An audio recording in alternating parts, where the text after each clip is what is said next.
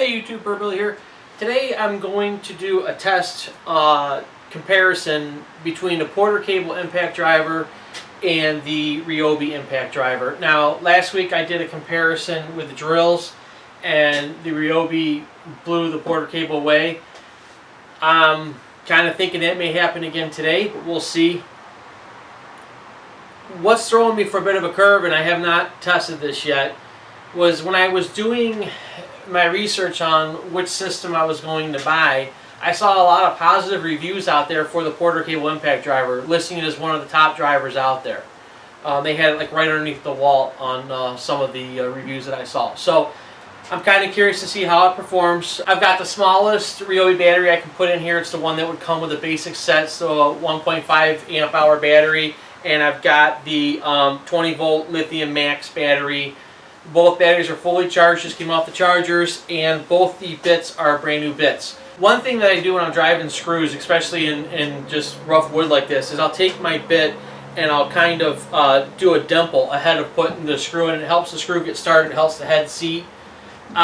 Because that's how I do it, I'm going to do that here for this test. So the object of this test is to run these impact drivers until they stop screwing in screws. So we'll see what happens. We're going to start with the Porter Cable first, and then we'll go to the Ryobi and see how it does.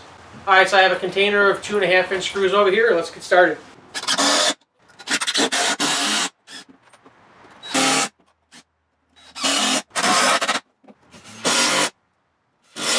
Alright, so test is done, results are in.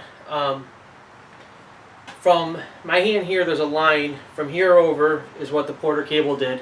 It was 103 screws. From here to here, this entire board, and from here to here was what the Ryobi did, which was a total of 168 screws. Again, the Ryobi beat the Porter Cable. Now, the Porter Cable has a kind of cool look to it. I like the balance in my hand, maybe a little better than the Ryobi, but I found when I was driving him, the Ryobi felt like it was driving them just a little bit easier.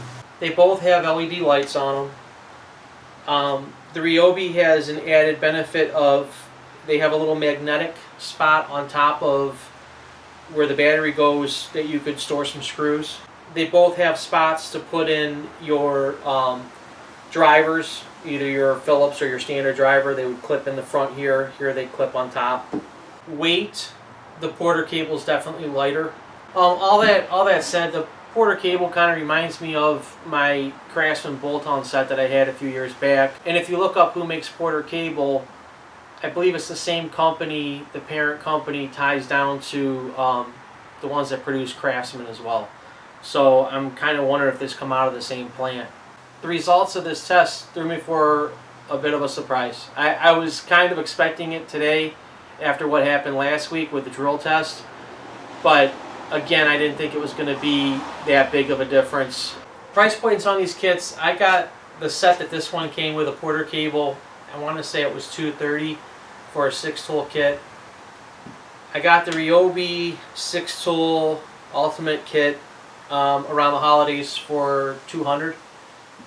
They range in price between $200 and $300 depending on what's going on as far as sales and what time of year it is. Usually you see them around the $250 price point, but you can get them as low as $200.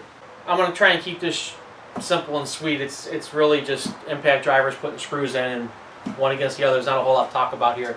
So as always, I hope you found this helpful, and I'll see you in the next video.